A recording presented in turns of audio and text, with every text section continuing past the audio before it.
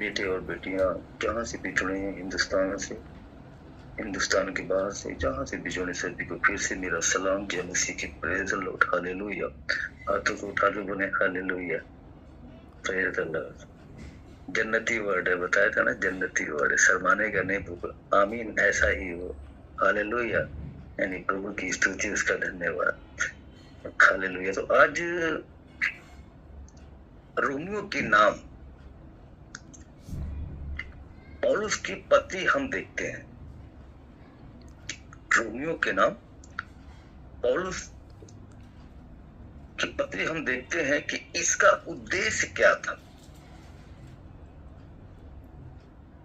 कि रोम स्थिति कलीसिया की यात्रा के लिए मार्ग तैयार करना, जिसकी योजना पौलुस ने बनाई थी। पौलुस समझता है कि संपूर्ण मानव जाति, यहूदी और अन्य जाति, एक बात मैं बताना चाहता हूं खास तौर पर, जितने नबियों का वाकया पढ़ेंगे और खुदावंद के उस वचन से जब रूबरू होते हैं तो खुदावंद के सामने, चाहे वो कोई भी हो, किसी भी धर्म का हो, मैंने कहा सभी की वो मदद करता है, सभी की वो कदर करता है, सभी से प्यार करता है, सभी से मोहब्बत करता है। ये तो राजनीतियां हैं हमारे दुनिया के कोने कोने में, कौन हिंदू, कौन मुस्लिम, कौन सिख, कौन ईसाई, ये राजनीतियां। लेकिन जो मालिक है, जिसने राजनीतिक वालों को भी पैदा किया, एक्टर को भी पैदा किया, हम जैसे लोगों को भी पैदा किया, दुनिया में जितनी दुनिया में मानव जाति हैं, सभी को परमेश्वर ने इंसान बना के हमारे और आपके बीच में रखा।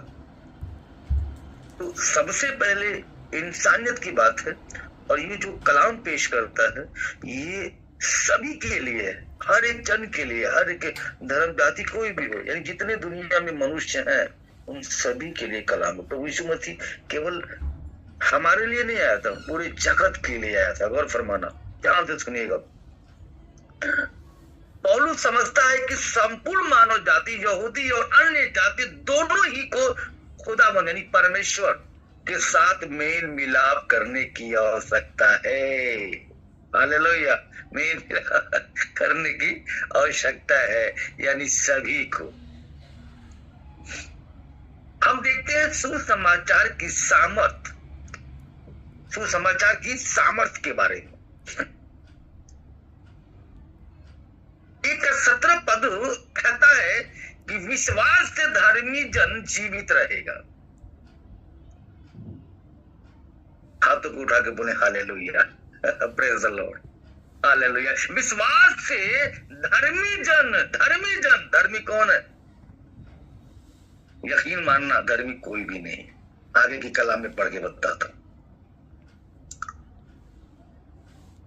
विश्वास से धर्मी जन जीवित रहेगा। आप प्रभु के दिल से उसका सुसमाचार सुनाते रहें, उस पर विश्वास करते रहें, उसके बताए हुए तुम हमेशा शारीरिक बल से भी जीवित रहोगे, आत्मा में तो तुम हमेशा क्लियर रहोगे। Hallelujah, in the name of Jesus Holi spirit.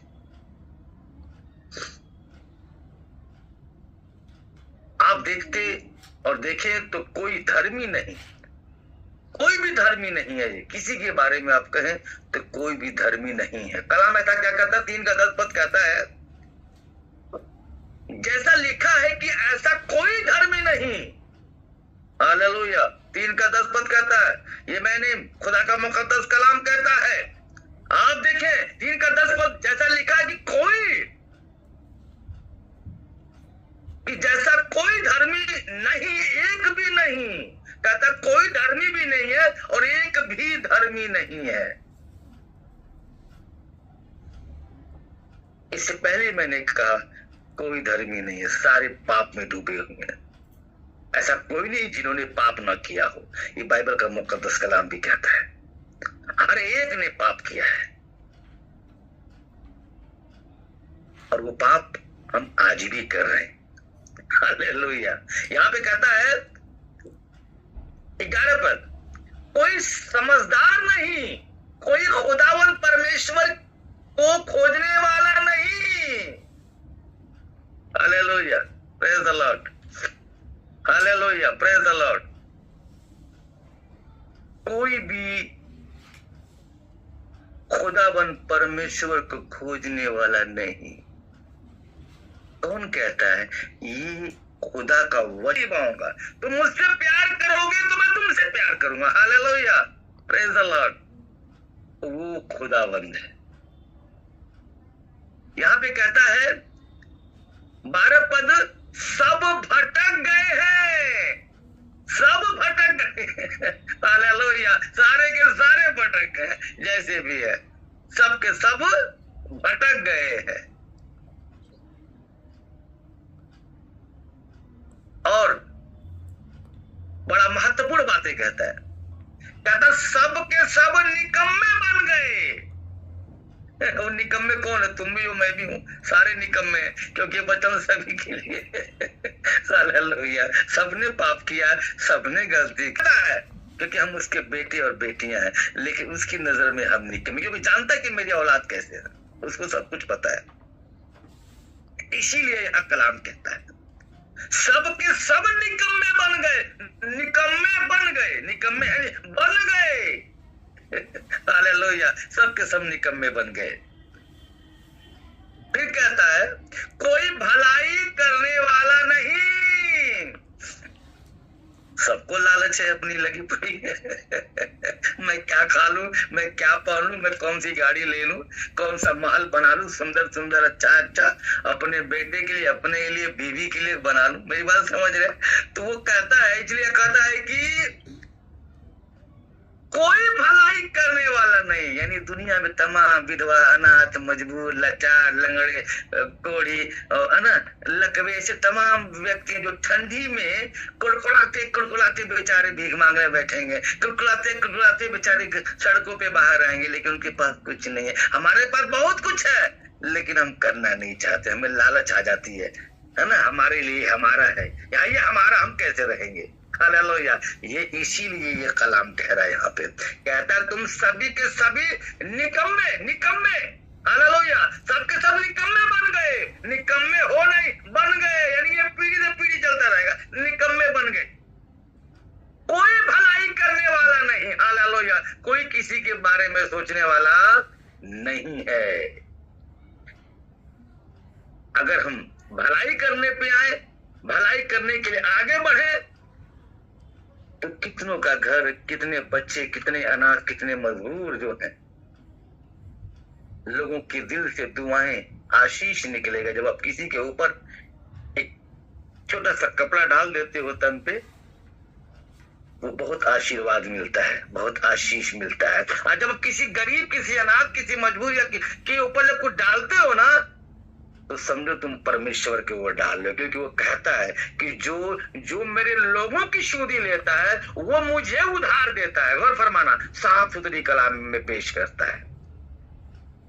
और हम लोग ऐसा नहीं करते, सोच के भी नहीं कर पाते हैं। परमेश्वर का न्याय के बारे में सुनिए क्या बयान करता है। 2 का 1 पद कहता है, सो हे दोष लगाने वालों, हालेलुया, तो हम दूसरों की गलतियां निकालते हैं, दूसरों को दोष लगाते हैं, हम बहुत अच्छे हैं, बहुत धर्मी, बहुत सुंदर हैं।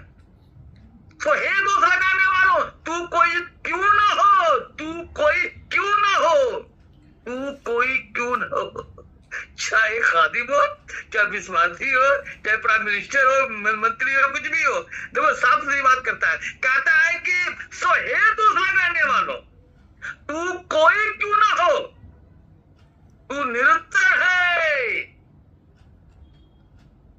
क्योंकि जिस बात में तू दूसरों पर दोष लगाता है, उसी बात में अपने आप को भी दोषी ठहराता है। हालेलुया, अपने आप को भी दोषी ठहराता है।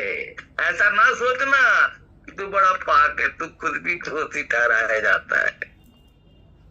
इसीलिए कि तू जो दोष लगाता है, गौर फरमाना, इसीलिए लंगड़े को लंगड़ा कहोगे ना तो मार डालेगा, चढ़ बैठेगा रास्ते में। अंधे को अंधा कहोगे तो वो दौड़ तो नहीं लेगी, पीछे पीछे दौड़ा लेगा आपके। यहाँ पे कहता है, गौर फरमाना, कहता है उसी बात में अपने आप को भी दोषी ठहराता है, इसलिए कि तू जो दोष लगाता है आप ही वही काम करता है। हालेलुया, आप ही वही काम करता है। दूसरों को तो समझाता है ये काम मत करना, पर अपने वही काम करता है। आपने कभी देखा है डॉक्टर को कहेगा ये चीज मत खाना, नुकसान करेगा, और वो खुद ही खाता है और अपनी दवाई खुद नहीं लेता है, किसी और डॉक्टर के पास जाता है। हालेलुया, वो किसी और डॉक्टर के पास जाता है दवा लेने के लिए। उसका अपना फितरत है कि मेरी दवा मुझे सूट नहीं करेगी, है ना, खाएगा वही जो आपको मना किया है ना, लेकिन अपना दवा लेने कहीं और जाएगा। हालेलुया, इसीलिए किसी की बुराई न करो, किसी की बेइज्जती न करो, है ना। करने से पहले अपने आप पे सोचो कि हमारे अंदर भी कमियां हैं। 12 का 16 पद कहता है आपस में एक सा मन रखो, एक समान रहो, एक सा मन रखो। हालेलुया, आपस में एक सा मन रखो और अभिमानी ना हो, परंतु दिनों के साथ संगति रखो। गौर फरमाइएगा, आपस में एक सा मन रखो, एक विचार रखो, एक स्वभाव रखो, जो बेहतर हो, जो अच्छा हो, जो सही हो। हालेलुया, कहता है अभिमानी ना हो, तेरी चढ़ी हुई आंखें न रहे, घमंडी ना रहना, क्योंकि इन आदाओं को परमेश्वर बिल्कुल पसंद नहीं करता है। अच्छी तरह याद रखिएगा, बिल्कुल पसंद नहीं करता है। घमंडियों को तो बिल्कुल पसंद नहीं करता है। प्रभु के पास दीन बन के, दीनता के साथ आओ, नम्रता के साथ आओ, वो आपको